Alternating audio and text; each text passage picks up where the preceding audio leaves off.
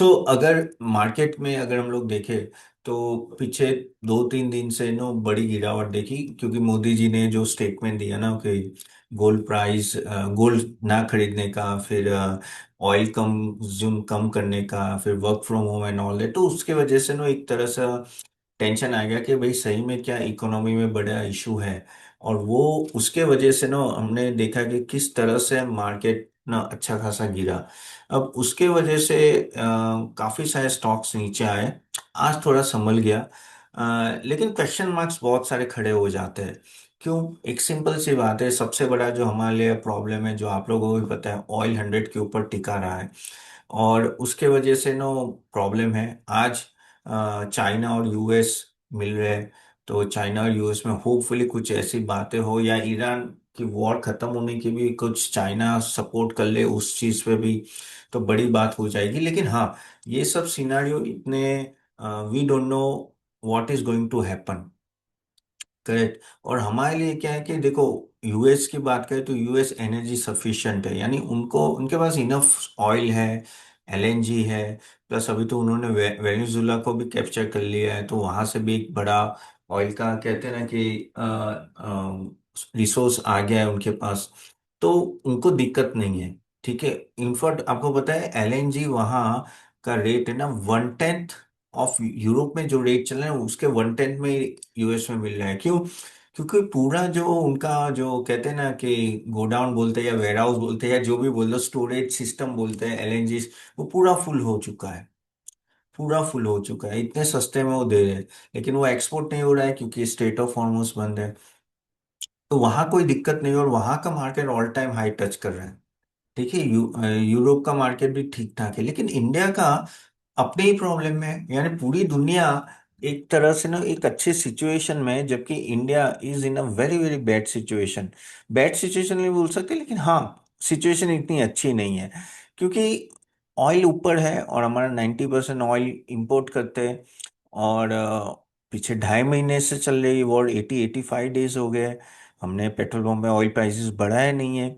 तो अब जो भी डेफिसिट आता है, अब अगर ऑयल जो डबल, पहले $65 में जो मिल रहा था, आज आपको $100 के ऊपर मिलता है। फिजिकल मार्केट में तो 130-140 डॉलर में मिलता है। और अगर आपने कस्टमर को सब पास ऑन नहीं किया, तो हिट तो गवर्नमेंट ले रही है ना। तो अगर ओएमसी की बात करें तो हर महीने वो 30,000 करोड़ का लॉस बेयर कर रही है। तो at the end of the day government is currently paying. Okay. और वो पेट्रोल पंप में ट्रांसफर नहीं हो, गवर्नमेंट को लगा होगा कि यार ट्रांजिशन पीरियड है, कोई ना कोई तरह से यूएस और ईरान के बीच में समझौता हो जाएगा और ठीक हो जाएगा। लेकिन ईरान नीचे नहीं झुक रहा है, ना तो यूएस झुक रहा है। और अभी ये हालत हुई है कि अभी हमें ऑयल प्राइसेस बढ़ाने पड़ेंगे। अब कितना बढ़ते हैं, 10 rupees, 15 rupees, I don't know. 5%, 10% कितना बढ़ता है, आई डोंट नो। लेकिन बढ़ेंगे प्राइस। और जो जिस तरह से मोदी जी ने बोला है, फिर 2 दिन रिपीट किया, उसके बाद आप देखो कि मार्केट में भी कितना नर्वसनेस थी एंड ऑल दैट। तो दिख रहा है। उन्होंने गोल्ड का भी बोला कि भाई गोल्ड कंज्यूम कम करो, और आज देखिए, आज सुबह ही उन्होंने इंपोर्ट ड्यूटी 6% से बढ़ा के 15% कर दी। तो वो एक स्टेप उन्होंने गोल्ड में ले लिया, क्योंकि करेंसी को बचाना है। इसी at the end of the day currency अपनी इतनी वीक हो रही है, 95.8 पहुंच गया है। बोल रहे कि 9700 भी टच हो सकता है। अब इतनी वीक पोजीशन होती है तो हमारे लिए ऑयल लाना भी, क्योंकि हम सब कुछ डॉलर में पे कर रहे हैं, वो भी महंगा हो रहा है। प्लस करेंसी वीक हो रही है, एफआईआई बाहर जा रहा है, बहुत सारे इश्यूज है। तो कहीं ना कहीं करेंसी और डीवैल्यू ना हो, इसकी वजह से गोल्ड की ये बात की थी। अभी हमें देखना है कि किस तरह से इम्पैक्ट आता है। ओके, ज्वेलरी बिजनेसेस अच्छे खासे गिरे। आप देखो, कल्याण सेनको ले लो, फिर बाकी पीजी गर्गी, बहुत सारे ज्वेलर्स है ना, बहुत सारे अच्छे खासे गिरे। तो रीजन वही था कि अगर अगर आपका गोल्ड महंगा होता है तो ज्वेलरी कम बाय होगी। लेकिन फिर आज रिकवर हुए थे बाद में ज्वेलरी स्टॉक्स। बाय द वे, यहाँ मैं जो भी स्टॉक्स के बारे में बात करता हूँ, सिर्फ आपके अंडरस्टैंडिंग के लिए, don't consider as a recommendation. हाँ, हमारे स्मॉल केसेस में काफी सारे जो आज मैं स्टॉक बात करूंगा वो कहीं हो सकते हैं। ठीक है। तो और नो, कहीं ना कहीं कभी ना कभी हमने पोजीशन ली हो या ना भी ली हो, तो वो ध्यान में रखिएगा, जस्ट अ डिस्क्लेमर। और आप हमारे स्मॉल केस में देखना चाहते हैं, क्योंकि this is the best time हाँ मॉडल पोर्टफोलियो में इन्वेस्ट करने के लिए, तो मैं लिंक दे दूंगा कमेंट बॉक्स में। ₹400 प्लस जीएसटी से स्टार्ट होता है, और नो अच्छा परफॉर्मेंस है, I show you afterwards, but yes this is the best time honestly. 23,300 में आई थिंक बहुत ही अच्छा टाइम है। बीच में आपको पता है 24,600 तक चला गया था। तो काफी लोग की जो नीचे रैली रुक गई थी 22,500 में, जिन्होंने इन्वेस्ट नहीं किया है 22,200 के आसपास, उनके लिए ये अच्छी अपॉर्चुनिटी है इन्वेस्ट करने का।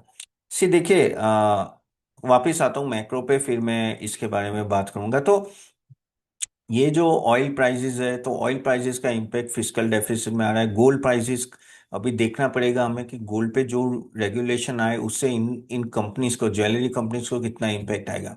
आज ही मैंने एक आर्टिकल में पढ़ा कि कल्याण ने ऑलरेडी एक लॉन्च कर दिया है गोल्ड एक्सचेंज प्रोग्राम, और नो नेशन फर्स्ट करके कुछ है।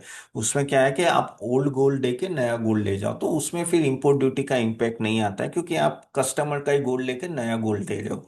और उनको देखो, ये सब कंपनी हेज कर देती है, तो वो टेंशन नहीं है आपको। इंपोर्ट ड्यूटी अगर बढ़ा देती है तो वो पास ऑन कर देती है, ठीक है, कस्टमर को। तो बेसिकली ज्वेलर्स को प्रॉब्लम नहीं आती, प्रॉब्लम ये आती है कि क्योंकि गोल्ड प्राइसेस महंगे हो जाते हैं, तो आपकी ज्वेलरी महंगी हो जाएगी, तो अपने आप डिमांड कम हो जाती है। उस तरह से इन सब ज्वेलर्स को प्रॉब्लम आती है। तो अब वो अगर ओल्ड गोल्ड लेके नया गोल्ड देते हैं, तो उनके तो जो मेकिंग चार्जेस है और वो जो चार्जेस वो तो उनको मिलेंगे ना, डिजाइन के या मेकिंग चार्जेस वो तो मिलेंगे। और गोल्ड गोल्ड सामने सामने ऑफसेट हो जाएगा, तो उतना वो बड़ा इम्पैक्ट नहीं दिखा है। तो वो अभी गोल्ड एक्सचेंज पे पूरी ज्वेलरी इंडस्ट्री अभी फोकस करेगी। इसलिए कि आपको एक तरह से देखना है, काफी लोग का मुझे को मैसेज आया कि देखो हमारे में पोर्टफोलियो में भी नो ज्वेलरी स्टॉक्स है, ठीक है। तो काफी लोग हैं, मैं कि क्या करना है, निकल जाना है। लेकिन एक बात समझो आपकी, गोल्ड ऐसा तो नहीं है कि आज बढ़ा है, पीछे काफी टाइम से बढ़ रहा है। ऑल टाइम हाई से अभी वो नीचे आ गया, लेकिन ऑल टाइम हाई में भी डिमांड तो रही थी ना। अभी तो ऐसी बातें चल रही है कि क्योंकि गोल्ड प्राइसेस अभी आगे जाके महंगे होंगे, तो लोग अभी से ज्यादा ले रहे हैं, ठीक है। Gold is a natural hedge again your dollar, against the dollar. कैसे? क्योंकि जो गोल्ड प्राइस होता है ना, वो हमेशा, क्योंकि world over gold price dollar में ही आता है, तो जैसे डॉलर में गोल्ड बढ़ता है, तो अकॉर्डिंगली अपना भी अकॉर्डिंगली ही बढ़ता है। ओके, ऐसा नहीं कि रुपी का अलग है। तो आप बोलोगे कि भाई डॉलर को हेज क्या, यानी आप डायरेक्टली डॉलर में इन्वेस्ट नहीं करते, लेकिन गोल्ड में अगर इन्वेस्ट कर देते हो, और गोल्ड बढ़ता है प्लस डॉलर में कन्वर्ट, डॉलर में माना जाता है ना, तो इसलिए अपने आप आपका पोर्टफोलियो हेज हो जाता है। आप सही, इसलिए gold is a very good hedge. तो लोग इसलिए भी गोल्ड लेते हैं कि समहाउ इनडायरेक्टली, इनको पता नहीं होता, लेकिन ये अच्छा हेज होता है आपके पोर्टफोलियो और डॉलर के सामने, कि आपको अपने आप हेज मिल जाता है, इवन तो अपनी करेंसी डीवैल्यू होती है।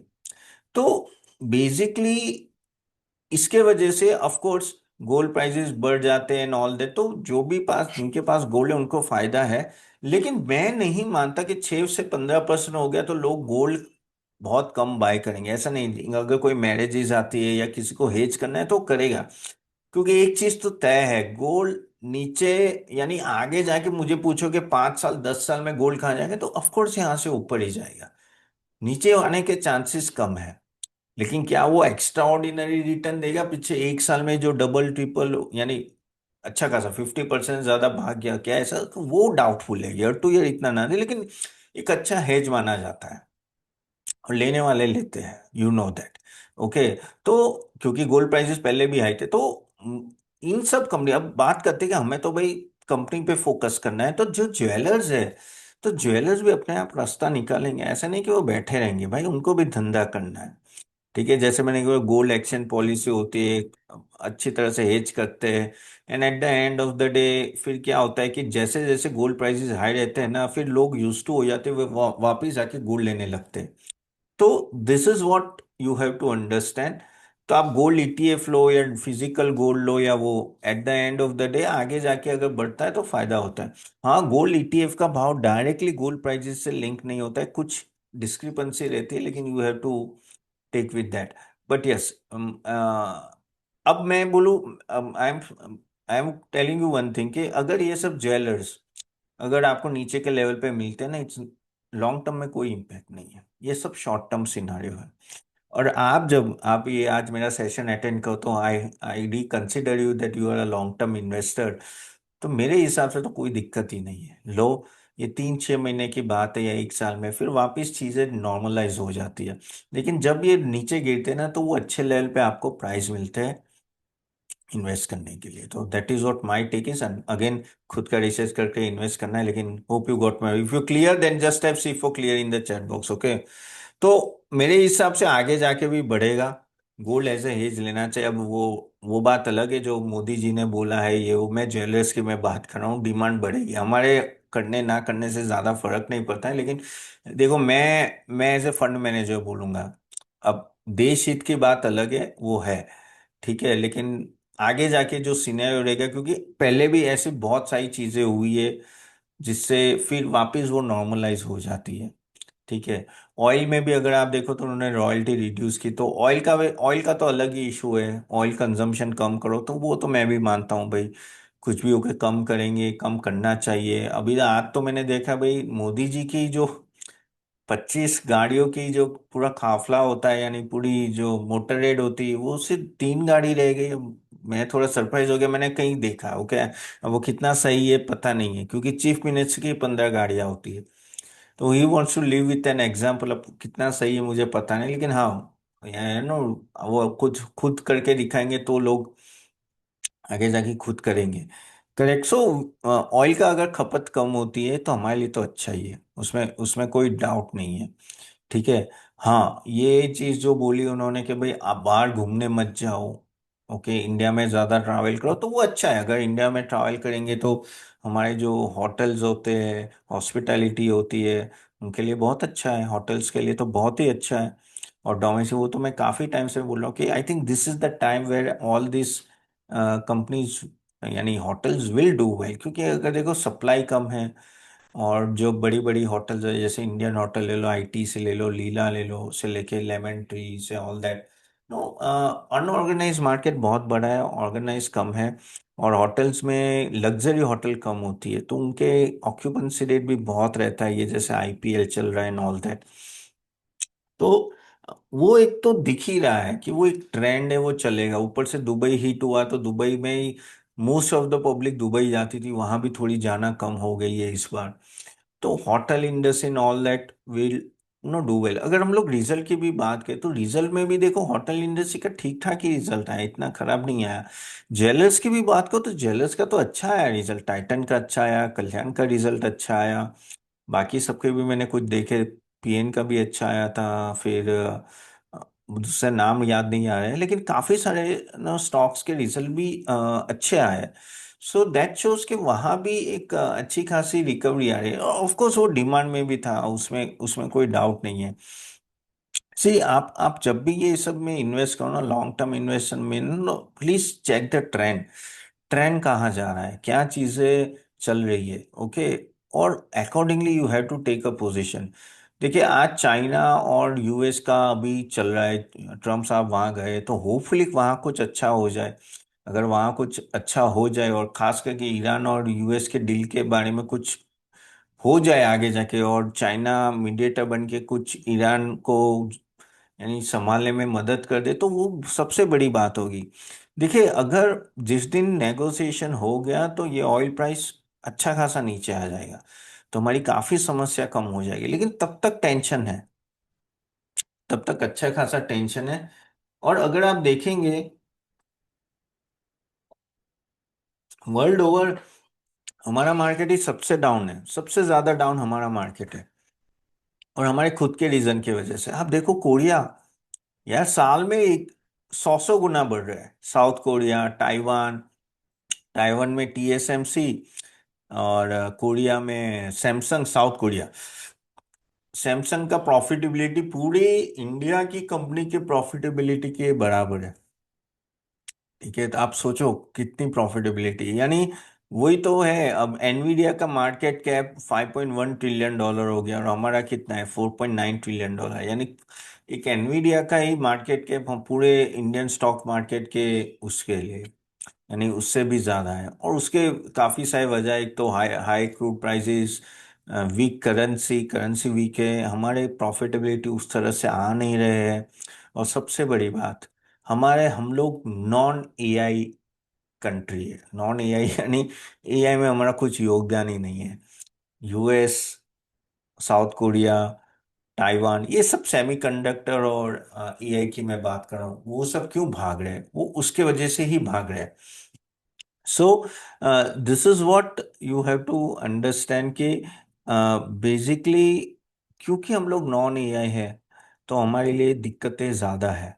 और एफआईआई हमें उस तरह से, उस नज़र में नहीं देख रही जिस नज़र में देखनी चाहिए। तो हम हमारे वहाँ उनको कोई कंपनीज इंटरेस्टिंग दिख ही नहीं रही है। और वहाँ ग्रोथ देखो यार, आप सैमसंग का ग्रोथ देखो, यानी $30 बिलियन का लास्ट टाइम प्रॉफिट किया था उसने। इस साल वो $200 बिलियन का करने वाला है। 6 टाइम्स प्रॉफिट जंप एक साल में, बिकॉज ऑफ सेमीकंडक्टर।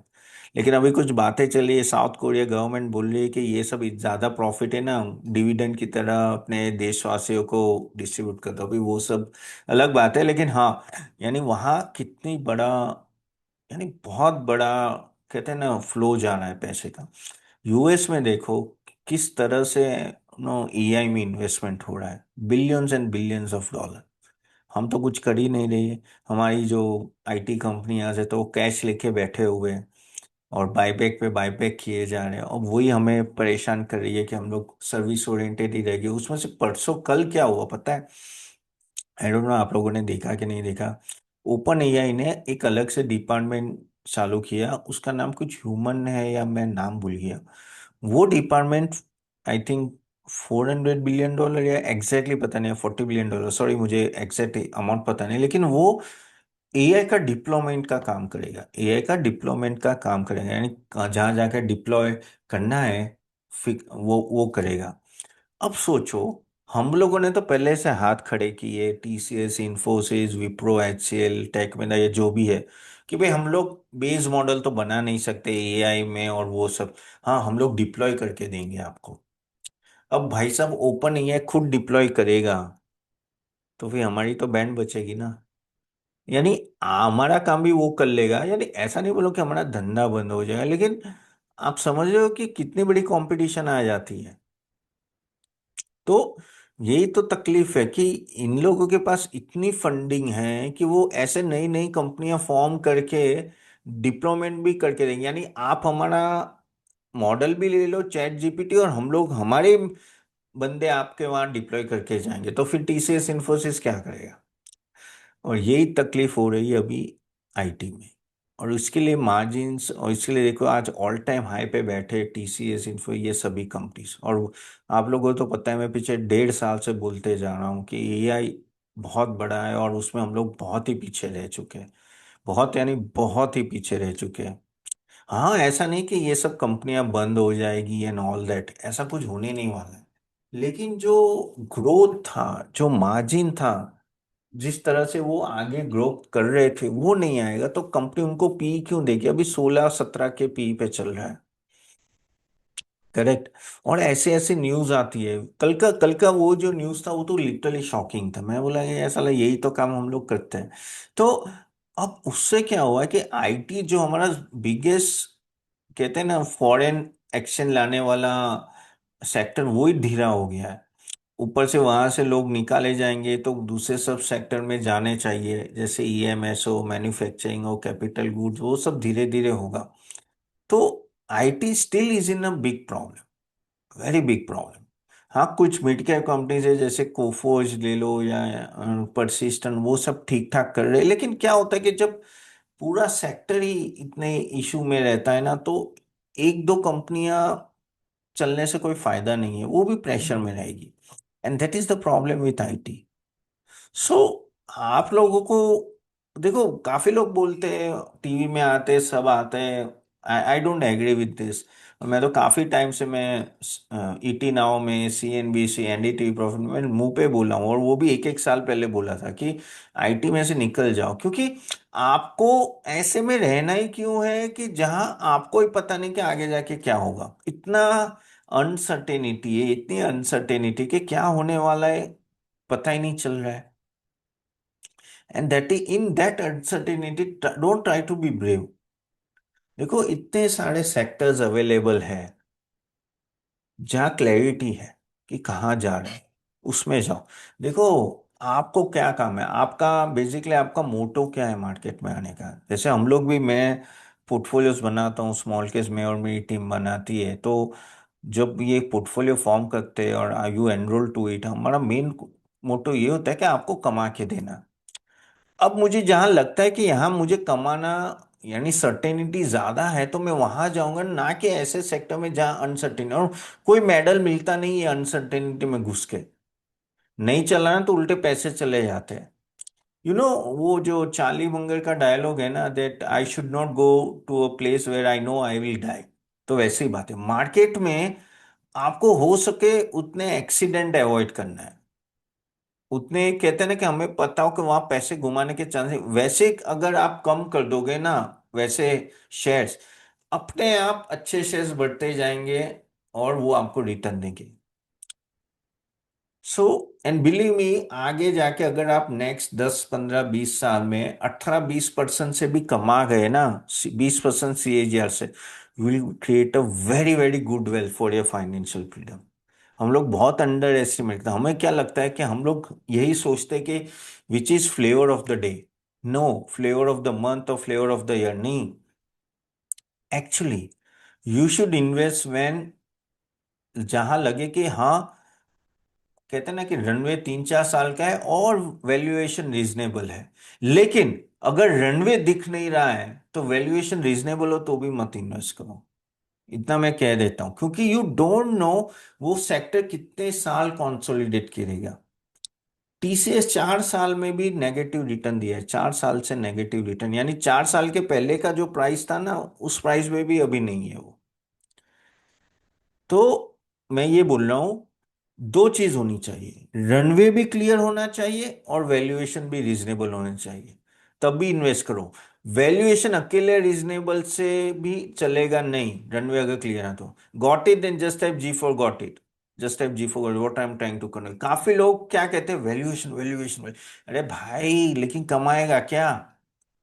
ओके, ये आपको जैसे फॉर एग्जांपल वोडाफोन आइडिया, आपको लगा कितना सस्ता है सस्ता है सस्ता है, लेकिन 5 साल से एक ही जगह पे बैठा है भाई साहब। वो ही 8 से 14 रुपए के बीच में घूमता रहेगा घूमता रहेगा। ऐसा नहीं करना है। So your consistency is more important of your growth is. और हम लोग भी यही देखते हैं, मैं सबसे पहले ये देखता हूँ कि देखो कोई कंपनी, अगर मुझे पता है कि वो 20% मुझे 5 साल देगी ना, और दूसरी कंपनी जो मुझे पता है कि 30% मुझे 1 या 2 साल देगी, तो मैं कभी 30 क्या 40% देगी 1 2 साल, मैं नहीं जाऊंगा। मैं क्यों नहीं जाऊंगा? आप बोलोगे नहीं नहीं घुसना है फिर निकल जाना है, एंट्री एग्जिट किसी को पता नहीं चाहिए, कितना बड़ा टेक्निकल एनालिस्ट क्यों ना हो। बहुत बड़े बड़े टेक्निकल एनालिस्ट देख लिए, और वो हमेशा आपको बोलेंगे नो स्विंग ट्रेडिंग करो, ये करो, अभी एंटर लो, भागो, अभी चलो, अभी टेक्सटाइल भाग रहा है, अभी ये भाग रहा है, अभी डिफेंस भाग रहा है, अभी पावर भाग रहा है, घुस जाओ फिर निकल जाओ। ऐसा नहीं होता। बिलीव मी, 50,000 से ज्यादा मैंने और मेरी फैमिली ने क्लाइंट्स हैंडल किए एज अ स्टॉक ब्रोकर। मैं पापा भी स्टॉक ब्रोकर थे, पूरा फैमिली। नहीं कर पाते। अगर कर पाते ना तो वो अपना, जो बंदा आके टीवी पे आपको ज्ञान भी नहीं देता होता। ओके। सो वो नहीं होता है। इससे ज्यादा आप ये देखो कि कंसिस्टेंटली ये स्टॉक आपको 3 4 साल गए, और उसमें से ऐसे आपने 15 20 स्टॉक सिलेक्ट कर लिए, और उसमें से अगर 4 5 स्टॉक भी अच्छे निकल गए ना, जो 25 30% से ग्रो कर गए, आपकी नैया पार है। आपकी नैया पार है, मैं बोल देता हूं। और चांसेस बहुत अच्छे होते हैं कि जो आपने स्टेडी स्टॉक लेना वो 25 30% से भी ग्रो हो जाते हैं अच्छे समय पे। So keep that in mind. और फिर एक बार पकड़ में आया तो पकड़ के रखो, फिर छोड़ना नहीं है। ओके, फिर छोड़ना है। जैसे हमने कि अभी पावर सेक्टर में जो पूरा इन्वेस्टमेंट एक स्मॉल केस जबरदस्त लेवल पे हमने इन्वेस्ट किया, तो उसके बाद बहुत भागा है। आई थिंक काफी सारे हमारे मेंबर्स ने एनरोल भी किया है उसमें। लेकिन वही है कि आपको सही समय पे फिर कूद जाना है, क्योंकि एक थीम आती है और थीम फिर लंबे समय तक चलती है। जैसे फॉर एग्जाम्पल पावर सेगमेंट है, वो 5 साल 10 साल चलेगी। लेकिन जरूरी नहीं उसमें सभी स्टॉक चलेंगे, उसमें फिर आपको रिव्यू करना है, लेकिन थीम सही होनी चाहिए, वो मैं हमेशा मानता हूँ। तो अगर चलो मैं सेक्टर वाइज बोलूँ कि सेक्टर वाइज क्या लग रहा है, ठीक है, देखो मैं यहाँ रैंडम टॉकिंग कर रहा हूँ, लेकिन मेरे दिमाग में जहाँ लगता है कि आपको प्रोडक्टिव कमाई के मौके मिल रहे हैं, वैसे मैं डिस्कस कर रहा हूँ। आर यू गेटिंग वैल्यू और नॉट, देन जस्ट है V for value. Okay, just है वी फॉर वैल्यू। तो मैं सेक्टर के नाम बोलता हूँ जहां मुझे बहुत अच्छा ग्रोथ दिख रहा है और जहां मुझे कम ग्रोथ दिख रहा है, मैं एक एक करके आपको नाम देता हूँ, ठीक है। तो पहला सेक्टर लेते हैं for example, banking. Medium return देगा, ज्यादा कूदेगा नहीं। ओके, क्योंकि पीएसयू और प्राइवेट बैंक्स के, अभी पीएसयू बैंक भी थोड़ा ठंडा हो गया, रिजल्ट ओके आ रहे, इतने कुछ खास नहीं आए इस बार। एसबीआई का रिजल्ट भी ग्रेट नहीं आया, प्राइवेट बैंक के ठीक आया है। लेकिन जो वैल्यूएशन है प्राइवेट पीएसयू बैंक्स की कम हो गया, यहाँ से डिसेंट मार्केट रिटर्न दे सकते हैं। एनबीएफसी थोड़ा अच्छा करेगा। एनबीएफसी खास करके हाउसिंग फाइनेंस हो या ये गोल्ड फाइनेंस के जो बैंक, ये जो होते हैं ना, वो दे विल डू वेल। मुझे लग रहा है आगे जाके भी थोड़ा अच्छा करेंगे, क्योंकि यहाँ सेफ्टी है। तो एनबीएफसी में आउट परफॉर्म देन बैंक, और एनबीएफसी ने आउट परफॉर्म पिछले 2 साल से किया है बैंक्स को। तो NBFC will continue to outperform. Okay. Defence बहुत ही चलेगा, यानी मस्त, मस्त है, डालना ही डालना है पैसा, उसमें कोई डाउट नहीं है। आप देखो इस बार के रिजल्ट काफी अच्छे हैं, सभी डिफेंस कंपनीज का देख लो, एचएल ले लो, बीएल ले लो, मैजागॉन ले लो, कोचिंग शिपयार्ड्स ले लो, काफी काफी सारे के अच्छे रिजल्ट आए। I think defence will do well, defence में पिकअप हो रहा है। आप देखो एक्सपोर्ट ऑर्डर्स बहुत मिल रहे हैं, 30,000 36,000 करोड़ तो इस साल थे, नेक्स्ट साल तक हम लोग 50,000 करोड़ क्रॉस हो जाएंगे, जो 2029 या 30 का गवर्नमेंट का टारगेट था, शायद वो जल्दी क्रॉस हो जाए। और आर एंड डी अच्छा है अपना। और अभी क्या था कि इनिशियली तीन, ये डिफेंस टीम अगर देखो तो बहुत पुरानी नहीं है, 4-5 साल पुरानी है। तो पिछले 3-4 साल में ना डिफेंस ने अपनी कैपेबिलिटी बढ़ाई है, कैपेसिटी बढ़ाई है, एग्जीक्यूशन इंप्रूव किया है, क्योंकि इतने बड़े बड़े ऑर्डर्स मिल रहे हैं। तो वो एक थीम है जिसमें आपको इन्वेस्ट करना ही करना है, उसको मिस मत करना। हमने भी जो डिफेंस फंड लॉन्च किया बहुत ही अच्छा कर रहा है, and still I feel it's just a start. Next 5 years 10 years will do well. Okay. So defence theme में आप जरूर डालिएगा। रेलवे थीम इतनी नहीं चल रही है, क्यों? क्योंकि एग्जीक्यूशन ही नहीं हो रहा है। आप देखो ये आरवीएनएल देख लो, एग्जीक्यूशन ही नहीं है। इरकॉन, जुपिटर वैगन्स, टिटागो, ये काफी सारे स्टॉक्स है जो है, आईआरएफसी, तो भी ये वैगन्स वाले अच्छी है, लेकिन एग्जीक्यूशन नहीं हो रहा है। It is a biggest thing जो डिफेंस में हो रहा है। क्यों? क्योंकि गवर्नमेंट का फोकस है। गवर्नमेंट क्यों फोकस कर रही है? क्योंकि वो एक मैन्युफैक्चरिंग सेक्टर है, वहाँ डिप्लॉयमेंट हो सकता है, प्लस वर्ल्ड ओवर अभी डिफेंस की डिमांड बढ़ी है, क्योंकि ये जो वॉर हुआ है उसके वजह से। तो वहाँ गवर्नमेंट एक्स्ट्रा फोकस करे। रेलवे इतनी नहीं चल रही है, तो railway still I don't feel कि इतना कुछ आपको खास रिटर्न देगा यहाँ से। होटल्स अच्छा चलेगा, बहुत अच्छा चलेगा, कम है, डबल डिजिट बेड। आप देखो एवरेज रेवेन्यू पर बेड गो भाग रहा है। इंडियन होटल, होटल लीला ले लो, फिर आईटीसी, लेमन ट्री, फिर कौन से बहुत सारे हैं। ये तो मैंने कुछ नाम दिए आपको, लेकिन बहुत सारे और भी है। तो सब अच्छा कर रहे हैं, and they will do well over the time. EIH and over the time steady return देंगे, लेकिन अच्छा देगा। फिर hospitals will do well. Hospitals अभी भी बेड्स बहुत ही कम है, और आप देखो इस बार के रिजल्ट भी अच्छे हैं, काफी अच्छे रिजल्ट है। हमारे भी स्मॉल केस में काफी होटल्स हॉस्पिटल्स हैं, जहाँ मैं देख रहा हूँ इस बार का रिजल्ट, क्योंकि यार मेरा काम ही है पूरे दिन रिजल्ट देखना, किस तरह से आए रिजल्ट एंड ऑल दैट। मैं बहुत बारीकी में आपको नहीं बता रहा हूँ, क्योंकि कोई मतलब नहीं आपको वो सुन के। मैं आपको ओवरऑल बता रहा हूँ, मैं एक एक रिजल्ट की मैं बात नहीं करूंगा, क्योंकि कोई मतलब नहीं है। ठीक है, मैं आपको ओवरऑल ही बोल रहा हूँ कि किस तरह के, लेकिन रिजल्ट अच्छे आ रहे हैं हॉस्पिटल्स के। आगे जाके भी I think hospitals will do well over the time. ये आपके पोर्टफोलियो में होने होने होने ही चाहिए। Next 5 years 10 years this will do well. और टूरिज्म, ये बेसिक हॉस्पिटल में भी, यानी कहते हैं ना medical tourism, yes, medical tourism भी बहुत बढ़ रहा है। यानी लोग सऊदी से आ रहे हैं, दुबई से आ रहे हैं, श्रीलंका, बांग्लादेश, अलग अलग कंट्री से। पाकिस्तान में अब नहीं आते, लेकिन अच्छा करेंगे। हाँ, हॉस्पिटल्स थोड़े महंगे हैं, but they will give you उस तरह का ग्रोथ आएगा जो वो सस्टेन करेगा। और ऐसा नहीं कि हॉस्पिटल आज महंगी होगी, पिछले 3 साल से महंगी है, इनके वैल्यूएशन भी महंगे हैं, लेकिन they are performing well. So I am still bullish on hospitals.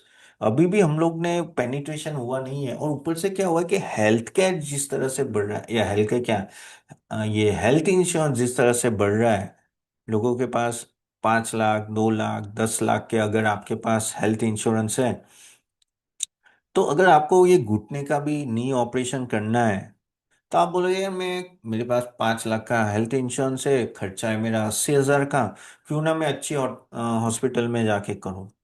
तो उसमें क्या होता है, ये जो ऑर्गेनाइज प्लेयर बड़ी चेंज होती है ना, जैसे फोर्टिस हो गया, या अपोलो हॉस्पिटल हो गया, या ऐसी सब, एस्टर डीएम एंड ऑल, उनको बहुत बड़ा फायदा होता है। क्योंकि वहां पब्लिक, आप देखो इन ये सब कभी भी जाओ, हॉस्पिटल्स में आपको भीड़ दिखेगी। एग्री और नॉट, डेंजरस था बिफोर एग्री, कोई भी दिन साल में कोई भी दिन जाओ फुली होता है, और फुल यानी 80-90% एक्यूपेंसी होती है। करेक्ट। और वो छोटी से छोटी हॉस्पिटल्स में भी, चलो मैं तो बड़ी की बात छोड़ दो, छोटी से छोटी में भी होती है। व्हाट इट शोज भाई, है डिमांड। ऊपर से जैसे मैंने बोला, हेल्थ इंश्योरेंस जितना फैल रहा है, अभी भी हम लोग 6 to 7% लोगों के पास हेल्थ इंश्योरेंस है, 6 to 7%। और ये तो जैसे मैं दुबई में 10 साल रहा, तो वहां सबके पास हेल्थ इंश्योरेंस था। यूके में सबके पास होता है, यूएस में सबके पास है। तो समझ लो, अगर हेल्थ इंश्योरेंस आपका 20% या 30% ऑफ इंडियन पब्लिक के पास आ जाए, तो ये सब हॉस्पिटल्स कहाँ जाएगी। ऊपर से क्या होता है, हॉस्पिटल्स, कोई हॉस्पिटल रात में अब ओपन नहीं होती, मल्टी स्पेशलिटी हॉस्पिटल जो होती ना, 3-3 4-4 साल लगते हैं यार बनाने में। प्लस उनके इक्विपमेंट कितने महंगे होते हैं, ऐसे डॉक्टर लाने पड़ते हैं, ऐसे नर्सिस लाने पड़ते हैं, पूरा स्टाफ, स्पेशलाइज स्टाफ होता है। तो यू कैनॉट रेप्लिका, आप रेप्लिका नहीं बन कर सकते ना कभी भी हॉस्पिटल्स का, तुरंत ही। तो वो भी इनके बेनिफिट में है। So you see, it's a clear winner. अगर आप मुझे बोलो कि तपन फार्मा में जाना है कि हॉस्पिटल में, तो हॉस्पिटल ही सिलेक्ट करो। फार्मा भी अच्छा है, मैं ना नहीं बोल रहा हूँ, फार्मा भी ग्रो करेगा, क्योंकि फार्मा अभी शायद मुझे लग रहा है कि बढ़ेगा। क्योंकि अगर आप देखो, तो ये जो फॉरेन का, ये जो ट्रम्प साहब ने सब कुछ किया एंड ऑल दैट, लेकिन फार्मा पे टैक्स नहीं लगाया उसने। हमारी जेनरिक दवाइयाँ बहुत ही अच्छा कर रही है। ओके।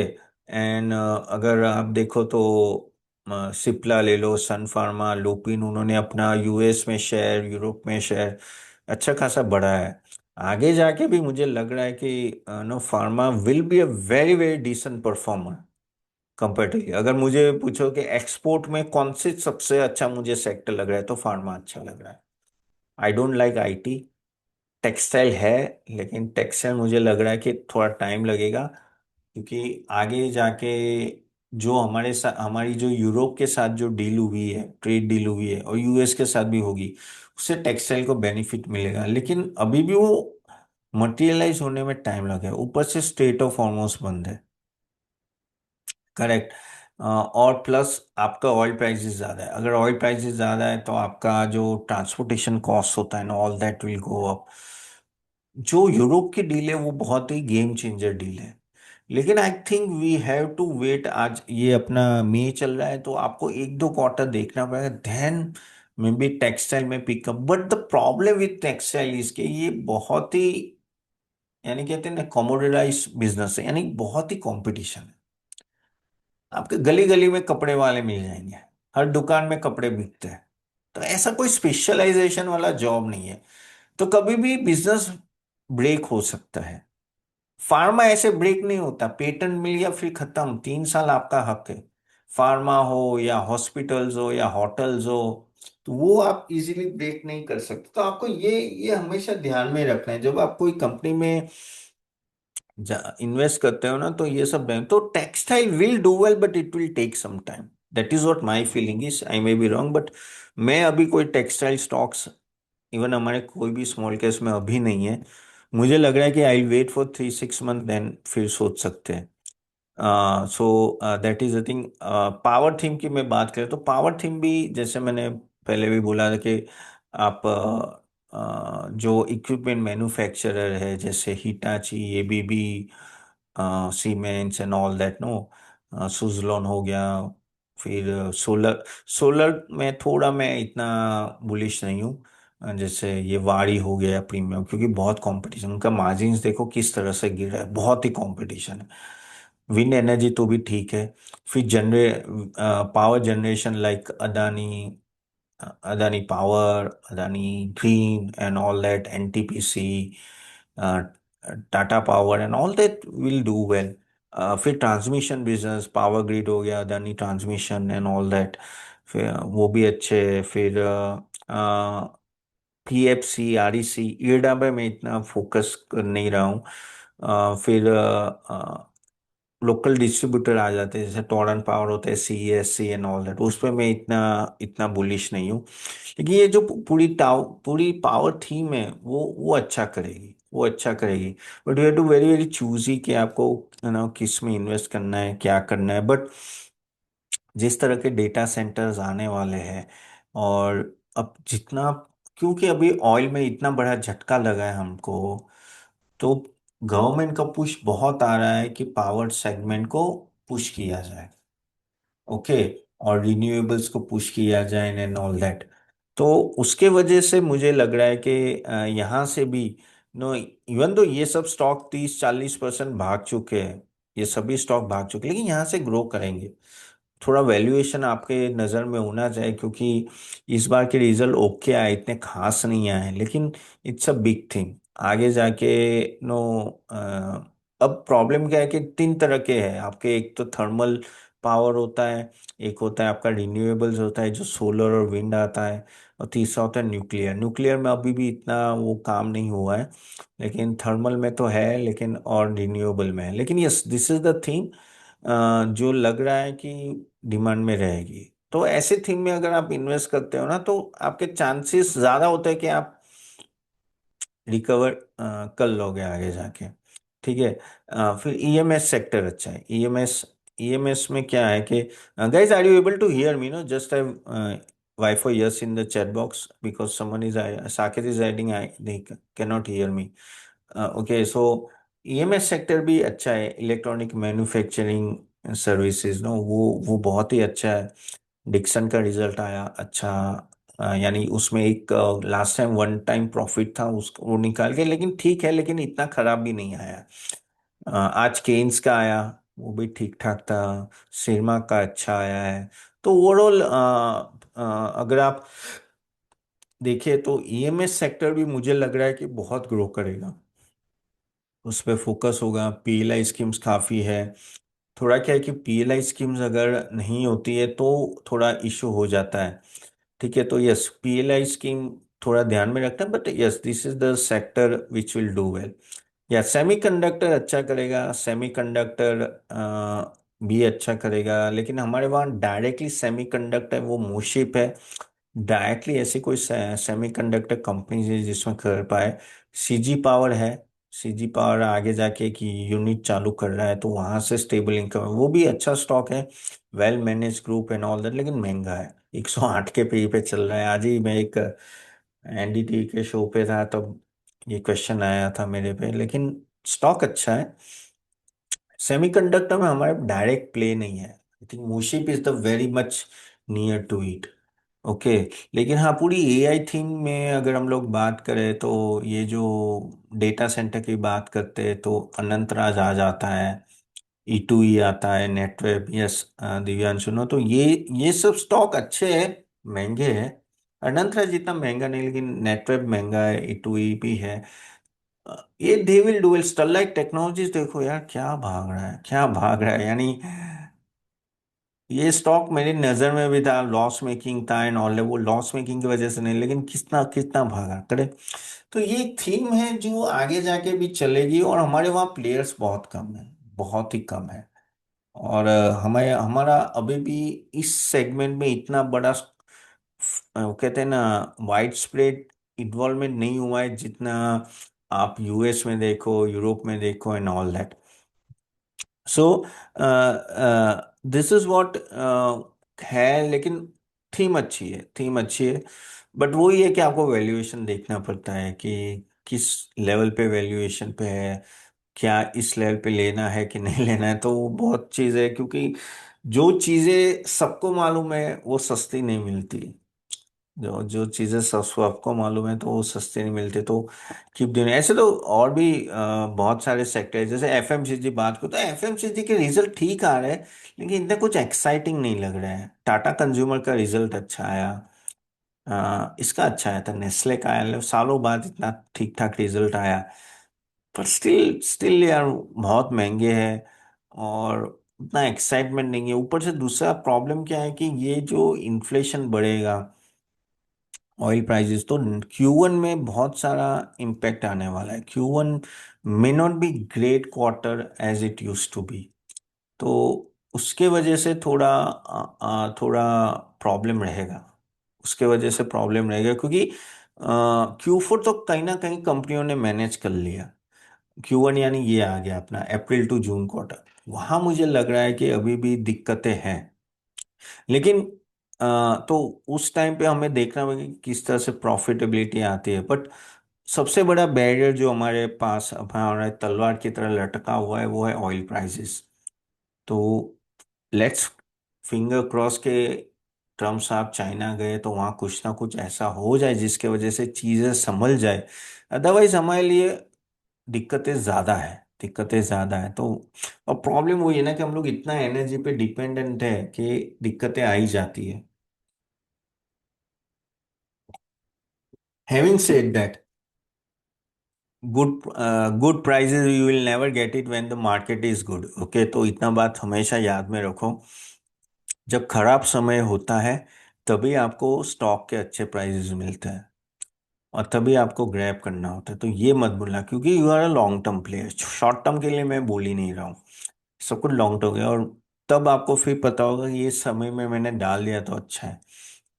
चीजें बदलती है तो फास्ट बदलती है, नैरेटिव्स बदलते हैं तो फास्ट बदलते हैं। मार्केट ऐसी चीज है, आज रात को कुछ है, कल सुबह कुछ है। ट्रम्प कैसा बिहेवियर चेंज करता है, वैसे मार्केट भी बिहेवियर चेंज करता है। और don't try to predict this behaviour. Market का बिहेवियर पकड़ने मत जाओ, कभी नहीं पकड़ पाओगे। पकड़ना क्या है? पकड़ना है आपको वैल्यूएशन, पकड़ना है राइट थीम, राइट सेक्टर। और वो आपको अगर पता है और वो सही समय पे आप लेते हो, बस आपका काम खत्म। बाद में नसीब है, 3 महीने बाद बढ़े, 6 महीने बाद बढ़े, नेक्स्ट महीने में बढ़ जाए, लेकिन बढ़ेगा सही। कब बढ़ेगा हमें पता नहीं है। और थोड़ा लॉन्ग टर्म सोचो कि 10 साल में क्या चीजें चेंज होने वाली है, 5 साल में क्या चीजें होने वाली है। तो अभी कौन साल है? जब छोटा होता है तब लेते हो तो ही फायदा है। बड़ा हो जाता है, बड़ी थीम हो जाती है जब तो फिर मजा नहीं आता। तो आउटसाइज रिटर्न नहीं मिलता है। देखो, मोटा पैसा तभी बनता है कि जब चीजें छोटी हो, उस टाइप पे आपने ग्रैब कर लिया, तब मोटा पैसा 5 साल 10 साल में बनता है। ओके। और मीनवाइल आप अच्छे स्टॉक लेके कंसिस्टेंट रिटर्न तो कमा ही सकते हो। So picking a right theme at a right time is very very important. अभी मैं एक चीज भी बोलूं कि 5,000 स्टॉक्स है, उसमें से मे बी 3,000 नहीं चलेंगे, 2,000 चलेंगे, ये वो तो कुछ चला कुछ नहीं चला वो आपके नसीब पे है। लेकिन अपना काम वही है कि आपके जो स्टॉक्स है वो आप अच्छे सिलेक्ट करें और उसमें इन्वेस्ट करें। बाद में तो चीजें चेंज होती रहते, accordingly you have to change the stance. And जिसको नहीं चल रहा है उसको निकालना है, जिसको रखना है उसको रखना है। उसके लिए एनालिसिस रिसर्च अच्छा खासा करना पड़ता है, क्योंकि मार्केट अभी एक पैरामीटर पे नहीं चलता, बहुत सारे पैरामीटर पे चलता है, वो तो आपको पता ही है। So this is what you have to keep in mind. But yes, अभी जो लेवल है, this is a time to buy, not to sell. और पैसे है, आप बोलोगे तो अपन एसआईपी में करना है या एक साथ करना है।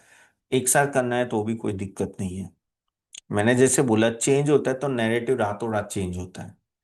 तो आप बोलोगे एसआईपी करें तो आज करोगे तो कल मिले ना मिले, तो ऐसा भी तो भी करना है तो 2-3 इंस्टॉलमेंट में खत्म करो, ज्यादा खींचो मत। और पैसे नहीं है, इन्वेस्टर है तो बने रहो। और पैसे हैं तो अच्छे स्टॉक जो है उसको वापस लेना है, नीचे आ गए तो ले सकते हो। जैसे हमारे जो पोर्टफोलियोज है या स्मॉल के से, आई थिंक काफी सारे हमारे मेंबर्स अभी बैठे हैं, उन उसमें भी लेना है तो लीजिए। या तो नई थीम जो अभी काफी नीचे आ रही है, जैसे अभी नो डिफेंस भी नीचे आया है, पावर हो या स्मॉल कैप मिड कैप अच्छा खासा भी नीचे है जो बढ़िया, उसमें भी करना है तो कीजिए। लेकिन yes, this is the time to invest. Okay, चलिए यहाँ तक रखते हैं and I tell you about our series. By the way, कैसा लगा? How you you like the session और no, was it insightful? Then just type yes in the chat box. और कैसा लगा आपको? देखिए, मैं थोड़ा समराइज करने को ट्राई किया कि भाई क्या चल रहा है क्या नहीं चल रहा है, आपको कैसे स्ट्रेटेजी रखनी है आगे जाके, वो बहुत ही इंपॉर्टेंट। क्योंकि इस मार्केट में आगे बढ़ने के लिए आपको strategy, right stock and right portfolio weightage is very very important. Okay, चलिए मैं meanwhile no, I'll let you know how what type of size we are providing. So do you want to know? Yes, then just type y for yes in the chat box. Just type y for yes. ठीक है, या 1 minute. So guys, if you are new, so just to introduce myself, ऐसे ऐसे तो आप लोगों को पता ही होगा तो भी, so guys, hope you are able to see the PPT. Yes, then just type y for yes.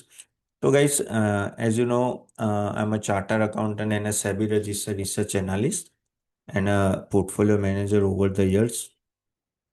I have analyzed more than 1,000+ crores of portfolio. Client member of TH is 4,000 plus across the world.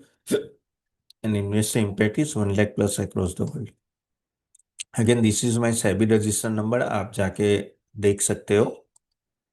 And I do come regular on TV like ET Now, ET Now Swadesh, CNBC, Z, NDT, Profit, Money 9, Business Today Live and all that. ये कुछ snapshot है मेरे जो TV में interviews के and all that. सो आज भी आया था, कल भी मैं आने वाला हूँ। So you can always catch me live on TV. Okay, of course I am a fundamental analyst, so जो भी होता है वो लॉन्ग टर्म के लिए ही होता है।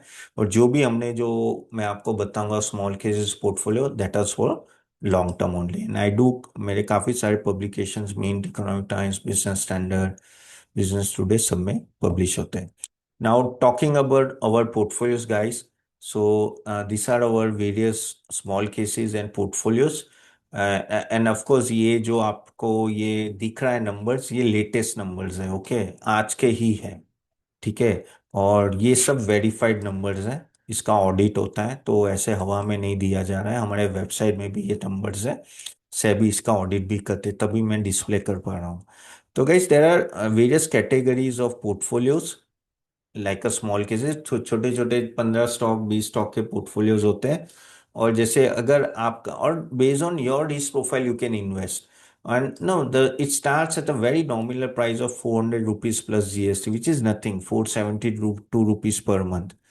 यानी कुछ नहीं, आप वीकेंड में जाते हो फैमिली के साथ, 2,000 में होटल रुक के बिल हो जाता है, करेक्ट। लेकिन यहाँ आपको वेल्थ क्रिएशन का मौका मिलता है by provide investing in this portfolios.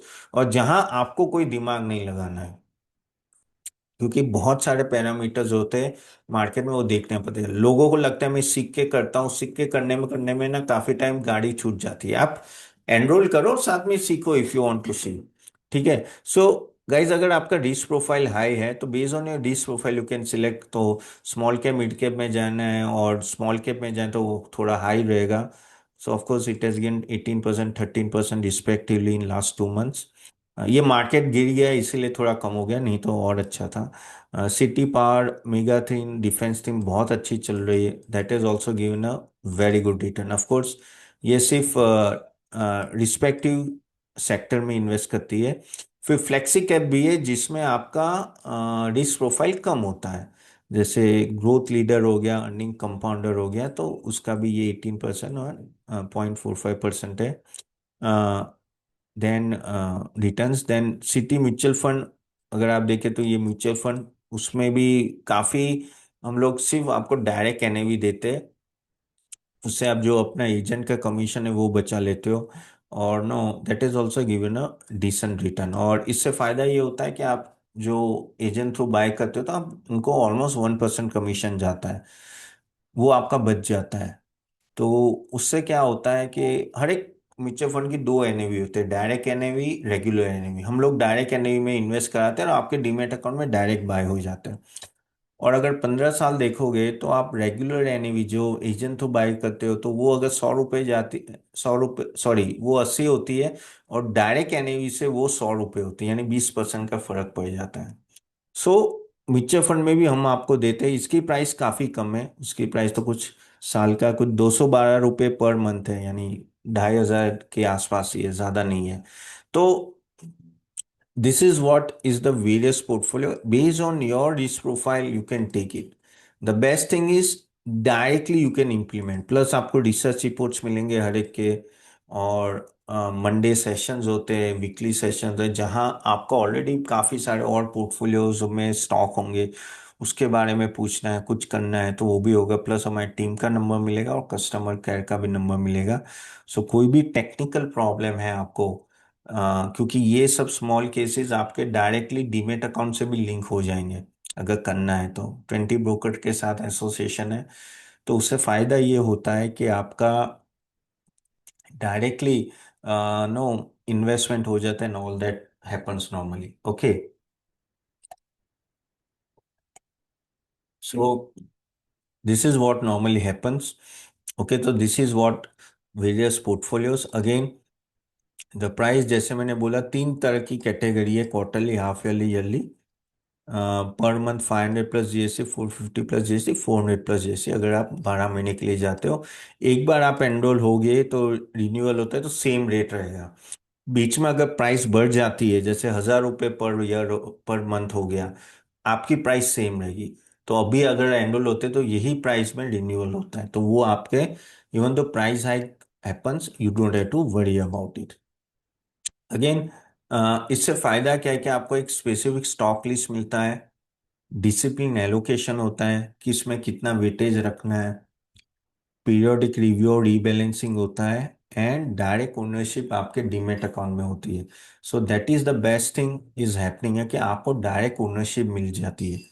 Okay, तो ऑटोमेटेड सिस्टम हो जाता है कि आपको कुछ करने की जरूरत नहीं है, अपने आप होता है। काफी लोगों पहले क्या होता था कि उनको पता ही नहीं है, जैसे हम लोग एडवाइस ही कर रहे थे कि मैं बोलता हूँ कि ये बाय करो, फिर वो बाय नहीं कर पाते थे, भूल जाते थे, या एक वीक करने बाय करे तो स्टॉक का प्राइस बढ़ जाता था। यहाँ ऑटोमेटेड सिस्टम है तो अपने आप बाय हो जाता है, अगर डीमेट अकाउंट लिंक करते हो तो। अगेन कैसे ये मैनेज होता है कि जैसे मैंने बोला कि हम पोर्टफोलियो मैनेज करते हैं, मैं और मेरी टीम में भी चार्टर अकाउंटेंट्स है, सेबी रजिस्टर्ड है। ठीक है, एंड आप इसको एनरोल करोगे जो ये फीस पे करके, फिर आप मैन्युअली भी पोर्टफोलियो देख के बाय कर सकते हो, या तो आप अपना डीमेट अकाउंट लिंक कर सकते हो। अगर डीमेट अकाउंट लिंक करते हो तो ऑटोमेटेड सिस्टम से बाय हो जाता है। ठीक है, आपको सिर्फ अप्रूव करना पड़ता है, रीबैलेंस भी हो जाता है। यानी आज आपने एनरोल किया, आपने फीस पे की, ओके, और आपने समझ लो 1 लाख रुपए डाले, तो आपको अपने डीमेट अकाउंट में ही लाख रुपए रखना है। लेकिन वहाँ स्मॉल केस प्लेटफॉर्म में जाके आपने इन्वेस्ट नाउ कर दिया और लाख रुपए लगे, कल 9:15 को अपने आप आपका डीमेट अकाउंट, यानी आपका ब्रोकर कोटक हो या जरोदा हो या अपस्टॉक हो, मोतीलाल हो, वो अपने आप उस अमाउंट को आपके स्टॉक्स में डिस्ट्रीब्यूट कर देगा, जो हमने स्टॉक दिए उसमें डिस्ट्रीब्यूट कर देगा based on the weightage. Again weekly session होता है, जैसे मैंने बोला, उसमें Q&A, portfolio query, stock queries, mutual fund queries आप पूछ सकते हो। जैसे आज नो, आप देखिए कि मेंबर्स ओनली है, या मेंबर सॉरी, आप डायरेक्टली मुझे होस्ट टू पैनलिस्ट से आप मैसेज करो, यानी मैं ही मैं आपका मैसेज देख पा रहा हूँ, बाकी लोग नहीं देख पा रहे। तो वो फायदा इसमें है कि क्या होता है इसमें कि आप कोई भी क्वेश्चन पूछे, मुझे पता है, बाकी को नहीं पता है, तो आपका पोर्टफोलियो किसी से डिस्क्लोज नहीं होगा। और मैं कभी बोलूंगा नहीं कि आपके 5 लाख के शेयर है या 10 लाख के। सो दैट इज द बेनिफिट, और आपके सारे क्वेश्चंस आंसर हो गए। ठीक, ये बहुत ही इंपॉर्टेंट है। जैसे आप खुद बीमार रहते हो, दवाई लेते हो, ठीक नहीं होते, फिर डॉक्टर के पास जाते हो, डॉक्टर आपको बताते हैं कि प्रॉब्लम क्या है, वैसे ही यहाँ है। मैं आपको बताऊंगा कि आपको पोर्टफोलियो में क्या क्या चेंजेस करने हैं। हर वीक आता हूँ। सो that is the best thing जो कोई प्रोवाइड नहीं करता, वो भी आपको मिलेगा। आप एक स्मॉल केस में इन्वेस्ट करो या 5 या 7, जितने में भी करो, आपको सबको मिलेगा ये। अगेन, ये क्यों इंपॉर्टेंट है आपके लिए, क्योंकि स्मॉल केस थ्रू ये जो स्ट्रक्चर पोर्टफोलियो है, आप रैंडम स्टॉक पिकिंग से बच जाते हो ना। नॉर्मली क्या होता है कि जब मार्केट गिरे, जैसे अभी गिरे, तो क्या बाय करो, चलना कल उठे और अनुज अनुज सिंघल ने या तो अनिल सिंघवी ने ये बोल दिया, भाई ये ले लो, जैसे फॉर एग्जांपल एशियन पेंट्स लो, चलो एशियन पेंट्स ले लेते, ऐसा नहीं होता है। ठीक है, तो आप अननेसेसरी बाय करते, ऐसे ही आपके 100 स्टॉक हो जाते, कोई पोजीशन साइजिंग नहीं होती, इमोशनल एग्जिट होता है, कभी भी निकल जाते हो, कोई रीबैलेंसिंग की हैबिट नहीं होती, ओवर कंसंट्रेशन होता है। तो जब ऐसी हालत होती है, यानी आपको पता ही नहीं कि कैसे बढ़ना है आगे, जब ये सिचुएशन होती है ना, तब आप कंफ्यूज रहते हो और आपका पोर्टफोलियो चलता नहीं। कितने लोग ये मिस्टेक करते हैं, then just hi me in the chat box, confusion में पता नहीं चलता कि ये रखूं ना रखूं। अब यहाँ एक्सपर्ट काम आते हैं। हम लोग बताते हैं कि भाई ये करना है, ये नहीं करना है, बस हमें फॉलो करो। मैं एक चीज आपको बता रहा हूं, आप हमारे पास आते हो, बस मुझे फॉलो करो, और कुछ करने की जरूरत नहीं है, और कुछ करने की जरूरत नहीं है। मैंने जो स्टॉक दिए वो लो, मैं जो रीबैलेंसिंग करता वो करो, और बस बने रहो उसमें। आप याद करोगे, 2 साल 3 साल बाद आओगे मेरे पास, बोलोगे तपन, आपने जो पोर्टफोलियो दिया था बेस्ट था। क्योंकि हम लोग लॉन्ग टर्म में करते हैं ना सर, चांसेस बहुत होते कमाने के। और जो मुझे लगता है कि 5 साल 10 साल में बड़ा बनने वाला है, वही मैं आपको स्टॉक दे रहा हूं। मैं ऐसा कोई स्टॉक नहीं दूंगा कि मुझे लग रहा है कि 3 6 महीने के लिए दिए, नहीं। ऐसे हमारे स्टॉक्स होते ही नहीं है।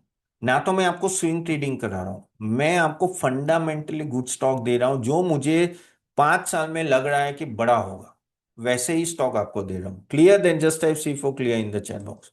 इसलिए मैं बोल रहा हूँ ये फॉलो करना बहुत जरूरी है। So what is this model portfolio? It focus on the earning focus, quality businesses, risk management, allocation, diversified discipline, valuation awareness, long term compounding, इन सब पे फोकस होता है हमारा।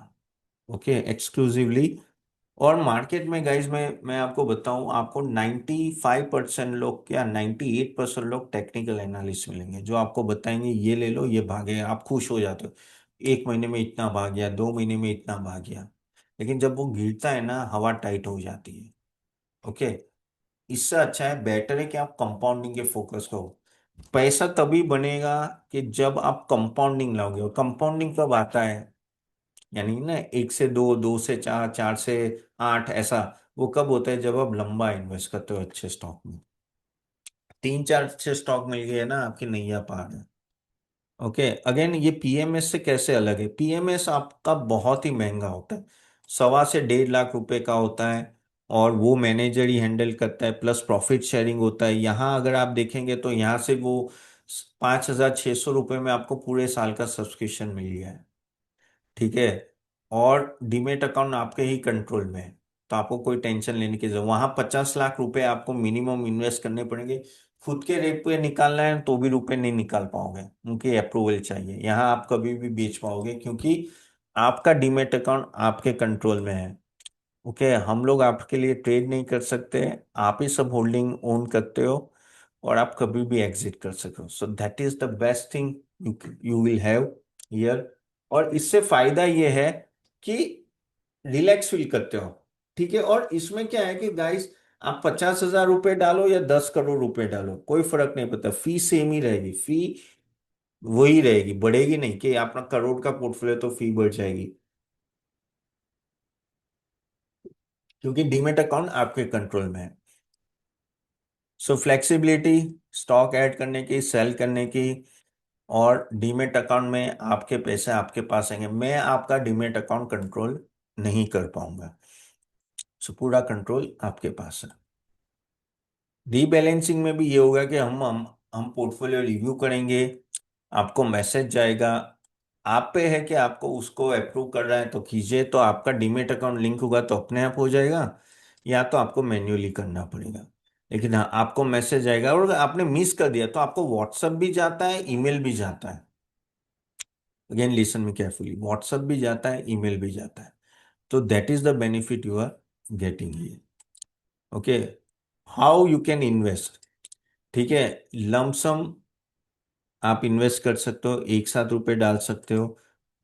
आप सिस्टम थ्रू डालना है तो सिस्टम थ्रू, अगर डीमेट अकाउंट तो मिनिमम बैलेंस आपको डालना पता है, या 25,000 या 50,000 वो दिया हुआ है। और आप जैसे एनरोल करते हो आपको पता चलेगा, और उसके नीचे अवेलेबल है बैलेंस। जैसे आपको 20,000 रुपये डालने हैं तो 20,000 भी मैन्युअली तो डाल ही पाओगे, क्योंकि आपको पोर्टफोलियो दिखेगा, मैन्युअली जाके बाय कर लीजिए। एसआईपी कर सकते हो, कोई भी डेट में मॉडिफाई कर सकते हो, पॉज, और कभी भी टॉपअप भी कर सकते हो, कभी भी स्टॉप कर सकते हो, कोई कैंसलेशन चार्जेस नहीं है। सो पूरा आपके पास कंट्रोल है, एसआईपी करना है, लमसम करना है। ऐसा कोई चीज नहीं है कि आपको मिनिमम बैलेंस अपने डीमेट अकाउंट में रखना है, नहीं, ऐसा कुछ नहीं है। वेबसाइट में जो अमाउंट दी होती है वो अगर आपको ऑटोमेटेड सिस्टम थ्रू करना है तभी वो मिनिमम अमाउंट रखनी पड़ती है। अगर नोटिफिकेशन व्हाट्सएप से आएगा, ऐप से आएगा, ईमेल से आएगा, और रीबैलेंस टैब से भी होगा। सो ये सब नोटिफिकेशन आपको मिलेंगे। So this is what we are going to give it to you guys. Very important again, आप देखो कि आप रिस्क लेना चाहते हो तो ये स्मॉल कैप, मिड कैप और स्मॉल कैप है। ठीक है, एंड रिटर्न भी अच्छा है। आपको थीम बेस्ड जाना है तो वो भी 5 साल 10 साल में मुझे लग रहा है कि ये अच्छा रिटर्न देंगे। ठीक है, आपको फ्लेक्सी कैप यानी सेफ खेलना है तो ये दो है। और म्यूचुअल फंड सिलेक्ट, आपको म्यूचुअल फंड के लिए जाना है तो ये है। सिर्फ 400 plus GST per month, that's all. इससे बेस्ट ऑफर कोई दे नहीं सकता, इससे बेस्ट आपको चीज मिल नहीं सकती। With everything, with you are getting a weekly session, you are going to get research reports, क्या लेना है क्या नहीं लेना है, प्लस हमारी सपोर्ट टीम भी पूरी अवेलेबल होगी। सो अगर नहीं लिया है बिंदास ले लो, मुझे याद रखोगे। You need a structure portfolio to grow, and this is the best time. अभी मार्केट गिरा हुआ है, वापस गिर गया है। I think this is the best time to invest. अभी ज्यादा वेट मत करो कि 22,500 आएगा, 22,000 आएगा तब करोगे। आएगा नहीं आएगा आपको भी पता नहीं, मुझे भी नहीं पता। लेकिन 5 साल बाद अगर ये मार्केट यहाँ से डबल ट्रिपल हो गया, आपको ये याद भी नहीं है कि मैंने 500 पॉइंट ऊपर नीचे किया है इन्वेस्टमेंट के लिए। तो ये है। सो बिंदास आप डालिए। Okay, so how many are going to pay, then just type P for pay in the chat box. Okay, just type P for pay. Fees आगे जाके बढ़ेगी, अभी नहीं है। जो एनरोल किया उनके लिए सेम फीस रहेगी। ठीक है, yes, so many are going to pay. Okay, okay, I I I just give you the link. मैं आपको लिंक दे देता हूँ, वहां जाके आप इन्वेस्ट कर सकते हैं। ठीक है,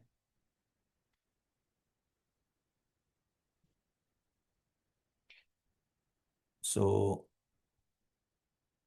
दिस इज द लिंक।